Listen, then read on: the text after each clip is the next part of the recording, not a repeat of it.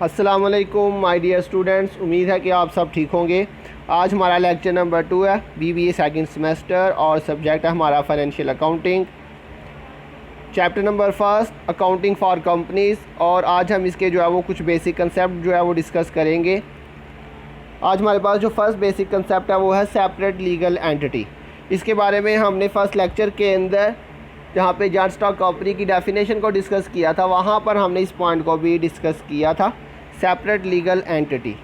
तो बच्चों, separate legal entity का मतलब होता है कि जो बिज़नेस होता है और जो उसका मालिक होता है, कानून की नज़र में वो एक दूसरे से अलहदा होते हैं। अगर हम बात करें सोल प्रोप्राइटरशिप की या पार्टनरशिप की, तो बच्चों सोल प्रोप्राइटरशिप या पार्टनरशिप के अंदर कानून की नज़र में बिज़नेस और बिज़नेस का जो मालिक होता है वो एक ही चीज़ कंसीडर होती है, मतलब उनकी कोई अलहदा कानूनी हैसियत नहीं होती।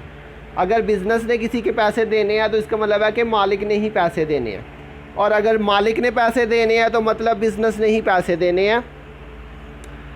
अगर फॉर एग्ज़ाम्पल सोल प्रोप्राइटरशिप या पार्टनरशिप के अंदर बिज़नेस क्लोज भी हो जाता है, बंद भी हो जाता है, फिर भी उसके मालिक को जो है वो बिज़नेस के जो कर्ज़े थे वो पे करने पड़ेंगे, क्योंकि कानून की नज़र में बिज़नेस का मालिक और बिज़नेस एक दूसरे से अलहदा नहीं होते। जो बिज़नेस के कर्ज़े होते हैं वो मालिक के कर्ज़े होते हैं, जो मालिक के कर्ज़े होते हैं वो बिज़नेस के ही कर्ज़े होते हैं। लेकिन अगर हम बात करें जॉइंट स्टॉक कंपनी की, तो बच्चों जॉइंट स्टॉक कंपनी के अंदर बिज़नेस अलहदा कंसीडर किया जाता है और जो बिज़नेस का मालिक होता है वो एक अलहदा होता है।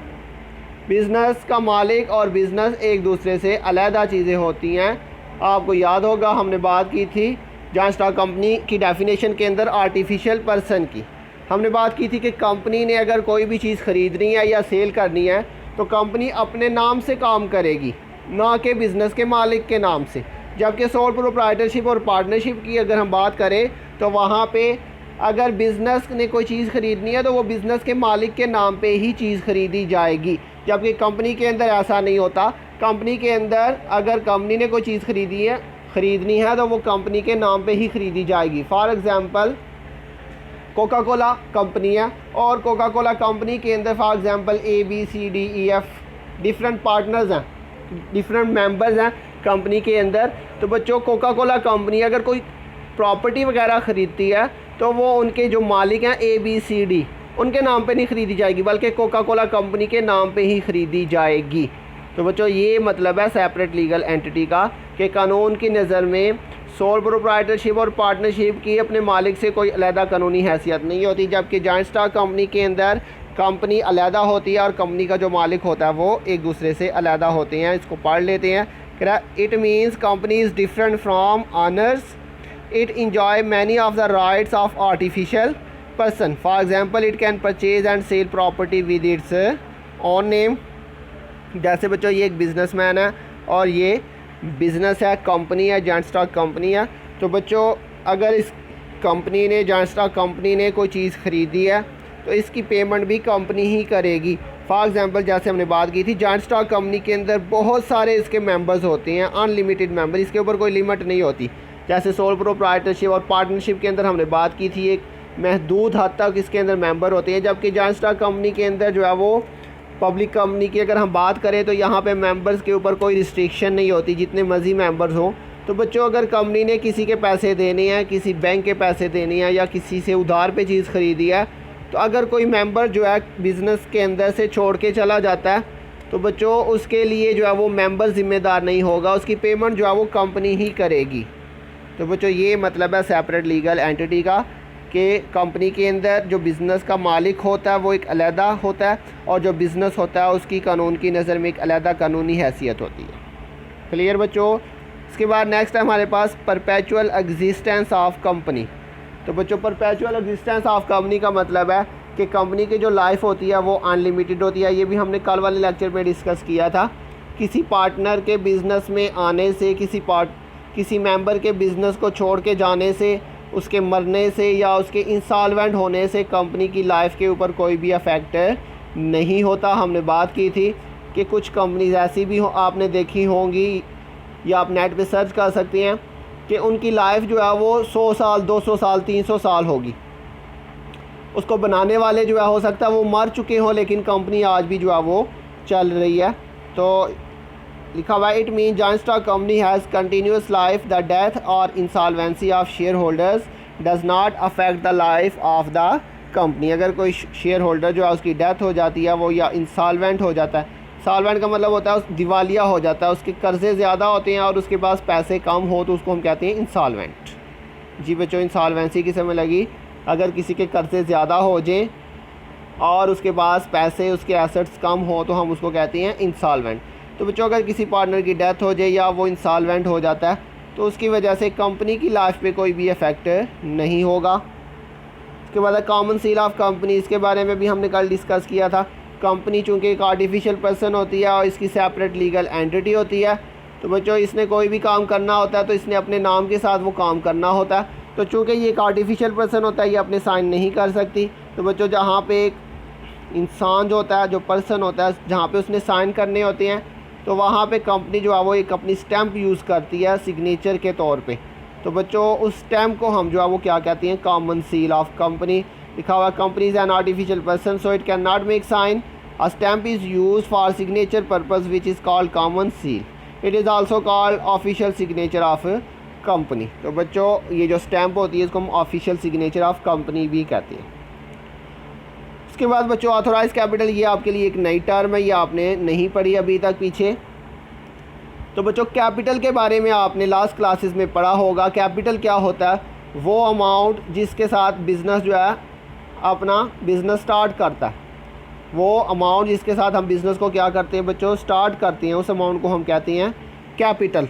तो बच्चों जो सोल प्रोप्राइटरशिप या पार्टनरशिप होता है उसके लिए तो हमने बात की थी, उसे रजिस्टर करवाना ज़रूरी नहीं होता। लेकिन जॉइंट स्टॉक कंपनी की अगर हम बात करें तो हमने बात की थी जॉइंट स्टॉक कंपनी को रजिस्टर करवाना जो है ये कंपलसरी है और इस वक्त कंपनी ऑर्डिनेंस 1984 के तहत जो है वो रजिस्टर किया जाता है। तो बच्चों जब कंपनी रजिस्टर होती है उस वक़्त कंपनी के लिए ये ज़रूरी होता है, अकॉर्डिंग टू कंपनी ऑर्डिनेंस 1984, ये कंपनी के लिए ज़रूरी होता है, कंपलसरी होता है कि उसने अपना मैक्सिमम जो कैपिटल होता है जिसके साथ उसने अपना बिज़नेस करना होता है वो उसकी अमाउंट जो होती है वो भी कंपनी को रजिस्टर करवानी पड़ती है पहले से, कि हम मैक्सिमम कितनी अमाउंट के साथ अपना बिज़नेस करेंगे, 10 लाख, 20 लाख, 40 लाख, 1 करोड़, 2 करोड़, जो भी कंपनी का कैपिटल है वो कंपनी को पहले से जो है वो बताना पड़ता है और उसे रजिस्टर करवाना पड़ता है। अब बच्चों कंपनी जो है जितना कैपिटल कंपनी ने रजिस्टर करवाया होता है उस कैपिटल से ज़्यादा कैपिटल कंपनी अपने बिज़नेस में इन्वेस्ट नहीं कर सकती। हाँ उससे कम कर सकती है लेकिन उससे ज़्यादा अमाउंट जो है वो बिज़नेस के अंदर इन्वेस्ट नहीं किया जा सकता जो कंपनी ने अपना नाम रजिस्टर करवाते वक्त जो है वो रजिस्टर करवाया होता है। तो बच्चों ऑथोराइज कैपिटल क्या होता है, ऐसा कैपिटल जो कंपनी अपना नाम रजिस्टर करवाते वक्त उसकी मैक्सिमम अमाउंट जो है अपनी कैपिटल की वो रजिस्टर करवा लेती है, तो उस मैक्सिमम अमाउंट को जो है हम कहते हैं ऑथोराइज्ड कैपिटल। लिखा हुआ the capital with which the company is registered is called authorise capital. वो कैपिटल जिसके साथ कंपनी जो है रजिस्टर होती है इसे हम कहते हैं authorise capital. It is also called nominal और रजिस्टर्ड कैपिटल। जी बच्चों ऑथोराइज कैपिटल को ही हम नॉमिनल कैपिटल या रजिस्टर्ड कैपिटल भी कहते हैं, ये इसी के नाम है। उसके बाद है बच्चों शेयर्स। तो अभी जैसे हमने बात की है तो इसको पहले ऊपर पढ़ लेते हैं। कह रहे total capital of the company is divided into small unit, each unit is called share. जैसे अभी हमने बात की है ऑथोराइज कैपिटल की। फॉर एग्जांपल कंपनी का जो टोटल ऑथोराइज कैपिटल है, रजिस्टर्ड कैपिटल है, वो है 10 लाख।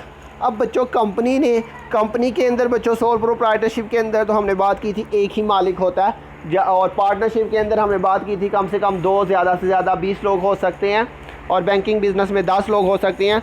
लेकिन बच्चों जॉइंट स्टॉक कंपनी के अंदर जो है अगर हम पब्लिक कंपनी की बात करें तो पब्लिक कंपनी के अंदर नंबर ऑफ़ मेंबर्स की कोई जो है वो लिमिट नहीं होती। मिनिमम जो है वो 7 मेंबर्स होते हैं पब्लिक कंपनी के अंदर, लेकिन मैक्सिमम की कोई लिमिट नहीं होती। अब बच्चों कंपनी ने ये 10 लाख जो ऑथोराइज कैपिटल है ये डिफरेंट लोगों से कलेक्ट करना होता है। कोई भी जो है वो कंपनी के अंदर जो है वो ये पैसे इन्वेस्ट कर सकता है, आप भी कर सकती हैं, मैं भी कर सकता हूँ। तो कोई भी जो है वो बिज़नेस के अंदर पैसे इन्वेस्ट कर सकता है। तो उसके लिए जो है वो ये जो ऑथोराइज कैपिटल होता है कंपनी का, तो कंपनी को क्या करना पड़ता है, ये ऑथोराइज कैपिटल। अब ये 10 लाख रुपया ये कैसे कलेक्ट होगा, तो बच्चों कंपनी क्या करती है, इस ऑथोराइज कैपिटल को स्मॉल यूनिट्स के अंदर डिवाइड कर देती है और एक यूनिट को जो कंपनी है वो कोई वैल्यू असाइन कर देती है। फॉर एग्जांपल यहाँ पे हमने ये जो 10 लाख हमारे पास टोटल ऑथोराइज कैपिटल है, इसको हमने स्मॉल यूनिट्स के अंदर डिवाइड किया और एक यूनिट को फॉर एग्जांपल हमने जो है वो वैल्यू असाइन किया 100 रुपी। कुछ भी हो सकती है बच्चों, 10 रुपी, 100 रुपी, 1000, कुछ भी हो सकती है। तो बच्चों हमारा जो ऑथोराइज कैपिटल होता है उसको हम स्मॉल यूनिट्स में डिवाइड कर देते हैं और एक जो यूनिट होता है उसको हम नाम दे देते हैं शेयर का। तो ये अब ज़रा डेफिनेशन ऊपर से देखिएगा, लिखा हुआ है the total capital of company. ये है जी बच्चों आपका total capital. Total capital of company is divided into small unit. तो बच्चों ये टोटल कैपिटल था 10 लाख, इसको हमने स्मॉल यूनिट, ये फॉर एग्जांपल ₹100 के अंदर हमने इसे डिवाइड कर दिया और each unit is called share. और इस एक यूनिट को हम बच्चों अकाउंटिंग के अंदर जो है वो एक क्या नाम देते हैं, हम इसको नाम देते हैं शेयर्स का। अब बच्चों आपके लिए बिज़नेस के अंदर इन्वेस्ट करना जो है वो बिल्कुल आसान है। फॉर एग्ज़ाम्पल अगर आप जो है कहते हैं कि आपने कंपनी के 50 शेयर ख़रीदने हैं, आप कंपनी में इन्वेस्टमेंट करना चाहते हैं। बच्चों अगर हम इसको स्मॉल यूनिट्स में डिवाइड ना करें तो हमारे लिए बिज़नेस में इन्वेस्ट करना जो है वो मुश्किल होगा। हमें कैसे पता चलेगा कि हम कितनी अमाउंट बिज़नेस में इन्वेस्ट करें। तो बच्चों जब हमने इसको स्मॉल यूनिट्स में डिवाइड कर दिया, अब जब आपने कंपनी के अंदर इन्वेस्टमेंट करनी है तो बच्चों इसके लिए क्या होगा, आपको ये शेयर ख़रीदने पड़ेंगे। अगर आप किसी भी कंपनी में इन्वेस्टमेंट करना चाहते हैं, बिज़नेस के अंदर पैसे लगाना चाहते हैं, तो उसके लिए आप कंपनी के पास जाएंगे और कंपनी से क्या ख़रीदेंगे बच्चों, शेयर ख़रीदेंगे। अब for example if a person want to purchase 50 share, अगर कोई आदमी है वो 50 शेयर ख़रीदना चाहता है तो ही विल पे ₹5000, तो उसे कंपनी को 5000 रुपया देना पड़ेगा। वो कैसे देखे जी, 50 शेयर्स हैं और एक शेयर की वैल्यू हमने जो रखी है वो 100 रुपया रखी है, तो 50 × 100 करेंगे तो ये 5000 रुपया बनेगा। तो बच्चों इस तरह से हम आसानी से कंपनी के अंदर क्या कर सकते हैं, इन्वेस्टमेंट कर सकते हैं। तो बच्चों क्लियर हो गया आपको शेयर क्या होता है। टोटल कैपिटल को हम स्मॉल यूनिट्स में डिवाइड कर देते हैं और एक यूनिट को हम क्या नाम दे देते हैं, शेयर का नाम दे देते हैं। और अगर आपने कंपनी में इन्वेस्टमेंट करनी है तो उसका तरीका क्या होगा, आप कंपनी के शेयर ख़रीद सकते हैं और आप कंपनी के शेयर ख़रीद के कंपनी को पैसे देंगे। इस तरह से आप कंपनी के अंदर इन्वेस्टमेंट कर सकते हैं। तो बच्चों कंपनी जो है वो आपको इस शेयर के ऊपर क्या देगी, साल के बाद या कुछ कंपनी 6 महीने बाद क्या करती है, आपको प्रॉफिट देती हैं। तो आपने जितने शेयर ख़रीदे होंगे उस हिसाब से कंपनी फिर आपको जो है वो प्रॉफिट देती है। इसको आगे जाके हम ज़रा मज़ीद डिस्कस करेंगे। तो नेक्स्ट हमारे पास टर्म है इशूड कैपिटल। तो बच्चों अभी हमने बात की ऑथोराइज कैपिटल की। ऑथोराइज कैपिटल हमारा मैक्सिमम कैपिटल होता है और ये कंपनी के लिए ज़रूरी नहीं होता कि कंपनी जो है वो अपना ऑथोराइज कैपिटल वन टाइम के अंदर जो है वो लोगों से कलेक्ट कर ले। अभी जैसे हमने लास्ट एग्जांपल में देखा कि ऑथोराइज कैपिटल हमने अज्यूम किया 10 लाख रुपये, लेकिन अब ये मैक्सिमम कैपिटल है। ये ज़रूरी नहीं कंपनी के लिए कि कंपनी जब स्टार्ट हो तो वो स्टार्ट के अंदर ही 10 लाख का 10 लाख, ये तो बच्चों एक मिनिमम अमाउंट है। लाखों करोड़ों की बात होती है जब कंपनी स्टार्ट होती है। तो फॉर एग्जांपल हमने जैसे अज्यूम किया 10 लाख हमारा मैक्सिमम कैपिटल था, तो ये ज़रूरी नहीं कंपनी के लिए कि कंपनी सारे का सारा 10 लाख जो है वो स्टार्ट के अंदर ही कलेक्ट कर ले। कंपनी उस 10 लाख में से ऑथोराइज कैपिटल में से कुछ पैसे लोगों से जो है वो कलेक्ट करती है शुरू के अंदर, और बाकी जो है वो जब कंपनी को ज़रूरत पड़ती है वक्तन फ़वक्तन वो लोगों से फिर जो है वो शेयर सेल करके कलेक्ट करती रहती है। तो इशूड कैपिटल बच्चों क्या होता है, the total par value of shares offer to general public is called issued capital. For example authorise capital था 10 लाख रुपया, तो कंपनी ने क्या किया, कंपनी ने लोगों को 8 लाख रुपए के शेयर जो है ना वो ऑफर्ड किए हैं।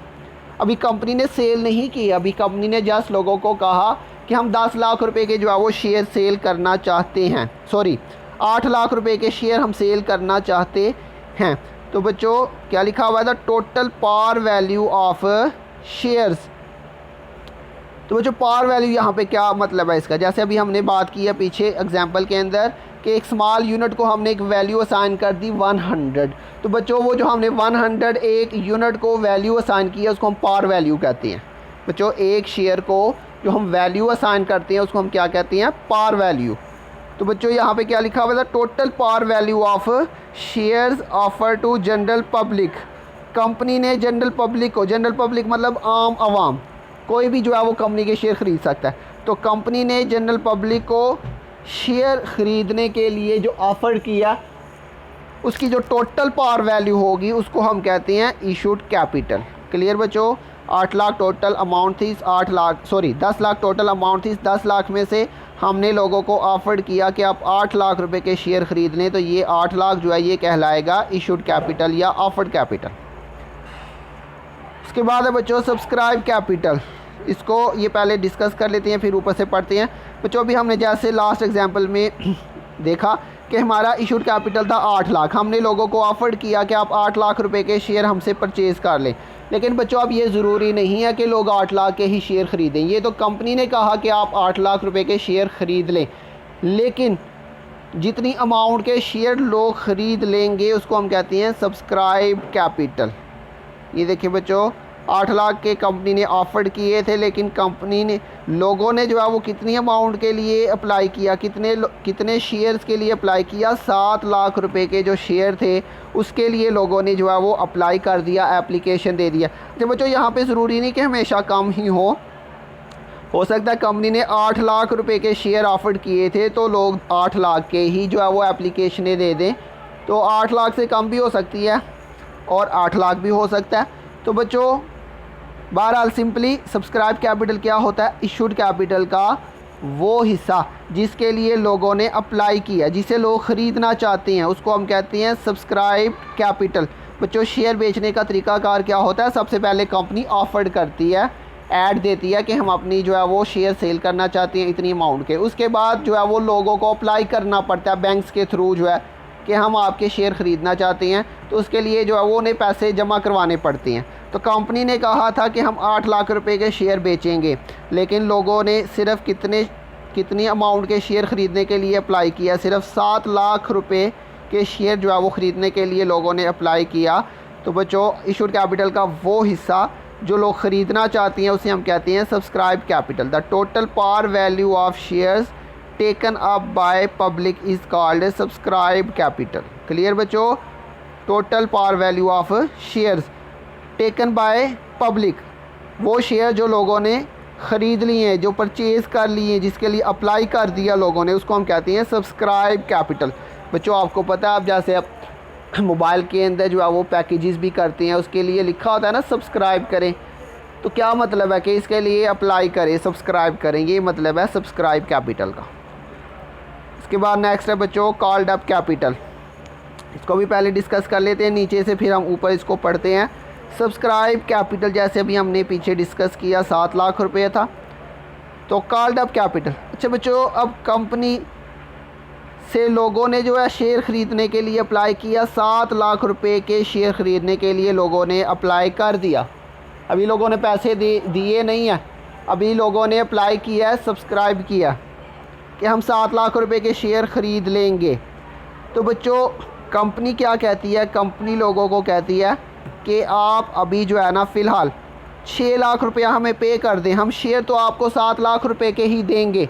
शेयर कंपनी कितने की दे रही है? 7 लाख रुपए के, लेकिन कंपनी लोगों से डिमांड कितनी कर रही है? 6 लाख रुपये। ये कंपनी की मर्ज़ी है। जैसे कि फॉर एग्ज़ाम्पल बच्चों हम कोई चीज़ सेल करते हैं, तो ये भी तो हो सकता है 7 लाख रुपए की चीज़ है, हमने जो है वो 6 लाख रुपया कैश ले लिया और 1 लाख रुपया हमने जो है वो उसके पास रहने दिया उधार के तौर पे। हमने उसे कहा 1 लाख रुपया अपने पास रखो, जब हमें ज़रूरत होगी हम आपसे ले लेंगे। तो बच्चों यहाँ पर भी बिल्कुल ऐसे ही लोगों ने 7 लाख रुपए के शेयर के लिए अप्लाई किया, लेकिन कंपनी ने उनको शेयर तो 7 लाख रुपए के ही दे दिए, लेकिन कंपनी ने उनसे डिमांड कितनी की है? 6 लाख रुपया। कॉल्ड अप का मतलब होता है डिमांड करना, कॉल करना। तो कंपनी ने कहा ठीक है हम आपको 7 लाख रुपए के शेयर देंगे, लेकिन आपने फ़िलहाल हमें कितने पैसे देने हैं? 6 लाख रुपया देना है। 1 लाख रुपया आपके पास रहेगा हमारा, वो जब हमें ज़रूरत पड़ेगी, जब हमारी मर्ज़ी होगी हम आपसे ले लेंगे। तो बच्चों called up capital the portion of subscribe capital. ये देखिए बच्चों ये सब्सक्राइब कैपिटल है, इसका कितना पोर्शन है? 6 लाख रुपया। तो क्या लिखा हुआ है? The portion of subscribe capital which is called up by company. Subscribe capital का वो पोर्शन जो कंपनी ने कॉल कर लिया, डिमांड कर लिया from public is called up capital. तो बच्चों क्लियर हो गया आपको। उसके बाद नेक्स्ट है जी पेड अप कैपिटल। तो बच्चों कॉल्ड अप कैपिटल हमारी लास्ट एग्जांपल में अभी हमने देखा वो कितना था, 6 लाख। तो बच्चों 6 लाख रुपया कंपनी ने लोगों से डिमांड कर लिया, लेकिन अब ज़रूरी नहीं कि जितना कंपनी डिमांड कर रही है लोग सारी की सारी पेमेंट कर दें। बिल्कुल ऐसे ही एग्जांपल ले लें, जैसे आप उधार पे कोई चीज़ बेचते हैं, 7 लाख रुपए की चीज़ है आपने बेची है और आप उसे कह रहे हैं कि आप जो है अभी हमें 6 लाख रुपया पे कर दे, 1 लाख आप बाद में कर देना। लेकिन अब जो बायर है वो कहता है कि 7 लाख रुपए की चीज़ है, मैं आपको अभी फ़िलहाल जो है वो 5 लाख पे कर सकता हूँ, 2 लाख मैं आपको बाद में पे करूँगा। तो बच्चों पीछे था कॉल्ड अप कैपिटल, हमने डिमांड की कितनी थी बच्चों, 6 लाख रुपया। 7 लाख सब्सक्राइब था, लोगों ने 7 लाख रुपए के शेयर ख़रीदे, जिनमें से हमने 6 लाख रुपया लोगों से मांग लिया। लेकिन लोगों ने हमें 6 लाख भी नहीं पे किया, लोगों ने हमें सिर्फ कितने पैसे पे कर दिए, 5 लाख रुपया लोगों ने पे कर दिया। तो बच्चों कॉल्ड अप कैपिटल का वो हिस्सा जो लोगों ने पे कर दिया हमें, उसे हम कहते हैं पेड अप कैपिटल। क्लियर बच्चों, कॉल्ड अप कैपिटल का वो हिस्सा जो लोगों ने पे कर दिया एक्चुअली उसे हम कहते हैं पेड अप कैपिटल। उसके बाद है बच्चों हमारे पास रिज़र्व कैपिटल।